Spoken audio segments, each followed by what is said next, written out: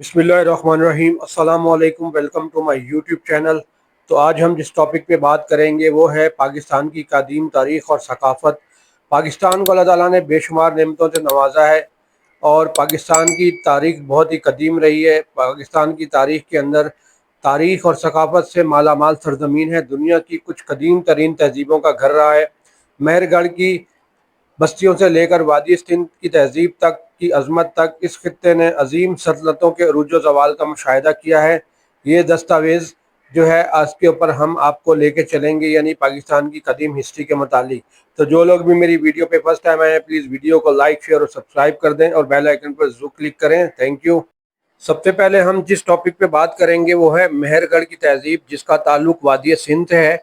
मेहरगढ़ जिसका ताल्लुक वादी सिंध से है, तहज़ीब का आगाज़ बहुत पहले जो मौजूदा बलूचिस्तान में वाक़ है।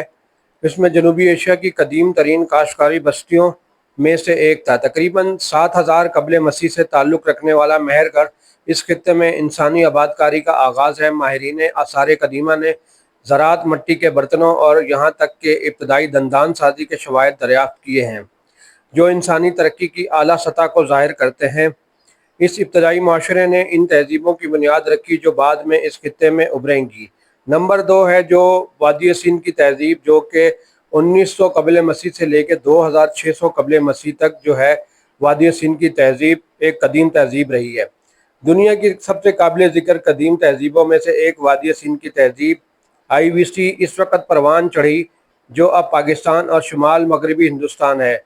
मंजोदाड़ो, हड़प्पा और धोलावेरा जैसे शहरों ने जदीद शहरी मनसूबाबंदी, निकासी आब के निज़ाम और मुनज़्ज़म हुक्मरानी की नुमाइश की। IVC के पास एक फ़रोग़ पज़ीर तिजारती नेटवर्क था जिसका ताल्लुक मेसोपोटामिया से था और एक मुनफरिद रस्मुल ख़त जो अभी तक समझ से बाहर है। ये तहज़ीब 1900 कबल मसीह में पुरस्रार तौर पर ज़वाल पज़ीर हुई, मुमकिना तौर पर माहौलियाती तब्दीलियों या हमलों की वजह से। नंबर 3 पे है वैदिक और एचमेंट एदवार, जो कि 330 कबल मसीह से लेकर 1500 कबल मसीह तक जारी रही।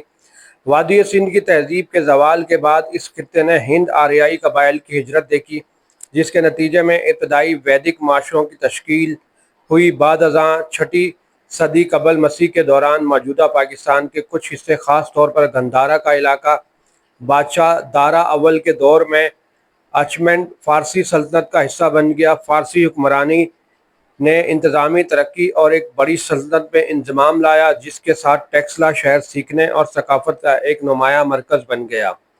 उसके बाद सिकंदर आज़म ने हमला किया, जो कि 325 से 327 कबल मसीह तक, जो कि मौजूदा पाकिस्तान है, उसकी कदीम तरीन तहज़ीबों में से एक है। 327 कबल मसीह में सिकंदर आज़म ने बर्र सग़ीर पाक व हिंद में अपनी फ़ौज की क़यादत करते हुए हाइडा स्पेस दरियाए जेहलम की जंग में बादशाह पोरस से जंग की। जीतने के बावजूद सिकंदर ने पोरस की बहादुरी की तारीफ़ की और इसे मकामी हुक्मरान के तौर पर बहाल कर दिया। इसकी मुहम्मत ने खित्ते में ब्लास्टिक असर रसूख लाया, जिसने फ़न तामीर और सकाफ़त पर देर पासरात छोड़ाए। ताम सिकंदर की बेवक्त मौत इसकी सल्तनत के टुकड़े टुकड़े होने का बायस बनी। मौर्याई और हिंद यूनानी दौर, जो कि 321 कबल मसीह से लेकर 100 कबल मसीह तक जारी रहा। सिकंदर की मौत के बाद चंद्रगुप्त मौर्य के मातहत मौर्य सल्तनत ने खित्ते के ज़्यादातर हिस्से पर कब्जा कर लिया। शहनशाह अशोक, एक मुमताज़ मौर्य हुक्मरान, ने बुद्ध मत को फैलाया, टेक्सला को बुद्ध मत का एक अहम मरकज़ बनाया। बाद में यूनानी और जनूबी एशियाई रिवायात को मिलाकर हिंद यूनानी सल्तनतें वजूद में आईं।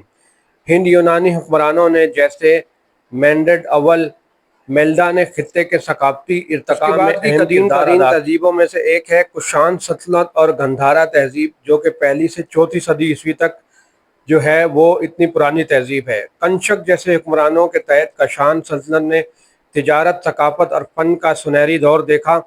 गंधारा तहजीब परवान चढ़ी, जिसने ग्रेको बुद्धिस्ट आर्ट को जन्म दिया। टेक्सला सीखने का एक बड़ा मरकज़ बना रहा, जो पूरे एशिया से स्कॉलर्स और राहिबों को राग़िब करता था।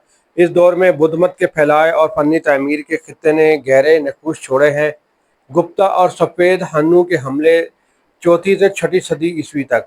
कशान सल्तनत के ज़वाल के बाद ये खित्ता गुप्ता सल्तनत के ज़ेरे असर आ गया, ताहम इस दौर में वाइट हैनर کے وائٹ ہینڈ کے تحت اکثر حملے ہوتے رہے، جس سے عدم استحکام پیدا ہوا۔ ان حملوں کے اثرات نے قدیم تجارتی راستوں اور شہروں کے زوال میں حصہ ڈالا۔ ابتدائی اسلامی اثرات کا عروج، یعنی کہ اس قدیم تہذیب کے اندر ابتدائی اسلامی اثرات کا جو عروج ہے، عرب میں اسلام پھیلنے کے ساتھ ہی اس خطے میں مسلمانوں کی پہلی موجودگی تجارت کے ذریعے سامنے آئی۔ تاہم اصل موڑ 711 عیسوی میں آیا، جب ایک مووی جرنیل محمد بن قاسم نے سندھ کو فتح کیا، بر صغیر میں اسلام لایا، اور اس واقعے نے خطے کی نقشے کو چینج کر کے رکھ دیا۔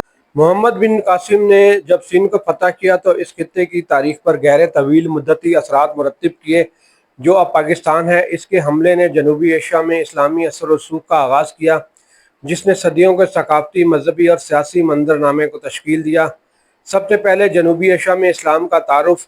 سندھ جنوبی ایشیا کا پہلا خطہ بن گیا جہاں اسلام کو باضابطہ طور پر متعارف اور قائم کیا گیا۔ اسلامی طرز حکمرانی، قوانین اور سماجی ڈھانچے نے جڑ پکڑنا شروع کر دیا۔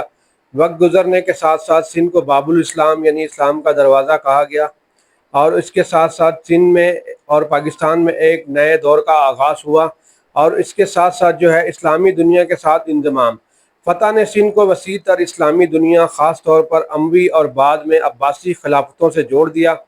سندھ اور بغداد، دمشق اور فارس جیسے بڑے اسلامی مراکز کے درمیان تجارت، علم اور ثقافتی تبادلے پروان چڑھے۔ عربی اور فارسی زبانوں نے اثر حاصل کیا، خاص طور پر انتظامیہ اور علمی امور میں۔ وقت گزرنے کے ساتھ ساتھ سندھ کو باب الاسلام کہا گیا، اور کیونکہ اس نے بر صغیر میں مذہب کو پھیلانے میں سہولت فراہم کی، اور اس کے ساتھ ساتھ ہندوستان میں مستقبل کے مسلم حکمرانی پر اثر۔ اس فتح نے بعد میں مسلمانوں کے حملوں اور سلطنتوں کے لیے ایک مثال قائم کی، جس میں غزنویوں، غوریوں، دہلی سلطنت اور مغلیہ سلطنت شامل ہیں۔ اس نے بعد کے اسلامی حکمرانوں کے لیے ہندوستان میں اپنے کنٹرول کو مزید گہرا کرنے کے لیے ایک اڈا بنایا۔ ثقافتی اور تعمیراتی میراث۔ ابتدائی اسلامی فن تعمیر اور تعلیم سندھ میں ترقی کرنے لگی۔ مدارس، اسلامی مکاتب اور مساجد کے تعارف نے مذہبی اسکالرشپ میں اہم کردار ادا کیا۔ اسلامی خطاطی، شاعری اور ادب نے مقامی روایات کو متاثر کیا۔ سماجی تبدیلیاں اور ہم آہنگی۔ صدیوں کے دوران ہندو، بدھ مت اور اسلامی روایات نے آپس میں بات چیت کی، جس میں ایک منفرد ثقافتی امتزاج ہوا۔ صوفی بزرگوں اور علماء نے اسلام کو بہت زیادہ بڑھایا چڑھایا، اور اسلام کے سندھ کے اوپر دیر پا اثرات پھیلائے، اور اسلام کو پھیلانے کے لیے مزید مذہبی تشخص کو متاثر کرنے میں نمایاں کردار ادا کیا۔ عربی اور فارسی کے عناصر کو شامل کرتے ہوئے سندھی زبان اور رسم الخط تیار ہوا، اور اس کے ساتھ ساتھ فاؤنڈیشن فار ماڈرن پاکستان کی شناخت۔ فاؤنڈیشن فار ماڈرن پاکستان کی شناخت۔ سندھ میں اسلام کی آمد نے 1947 میں مسلم اکثریتی ریاست کے طور پر پاکستان کی حتمی تخلیق کی بنیاد رکھی۔ محمد بن قاسم کی فتح کی تاریخی داستان کو اکثر پاکستان کے اسلامی تشخص اور وسیع تر مسلم دنیا سے اس کے تعلق کو ثابت کرنے کے لیے استعمال کیا جاتا ہے۔ پاکستان کا قومی نظریہ اس ابتدائی تاریخ سے اخذ کرتا ہے، جو قبل از اسلامی ہندوستانی روایات کی بجائے اسلامی تہذیب سے اپنے روابط پر زور دیتا ہے۔ تو فائنلی اس کا نتیجہ یہ نکلا ہے کہ محمد بن قاسم کی فتح محض ایک فوجی فتح سے زیادہ تھی۔ اس نے خطے کی تقدیر کو نئی شکل دی، اور اس نے اسلامائزیشن، ثقافتی تبادلے اور سیاسی تبدیلی کے ایک طویل عمل کا آغاز کیا، جو آج بھی پاکستان پر اثر انداز ہو رہا ہے۔ تو یہ تھی ایک مختصر سی تاریخ جو کہ ہم نے آپ کے سامنے پیش کی پاکستان کی قدیم تہذیب سے متعلق۔ تو ویڈیو کو شیئر کریں اور کمنٹ سیکشن میں اپنی رائے کا اظہار کریں۔ Thank you.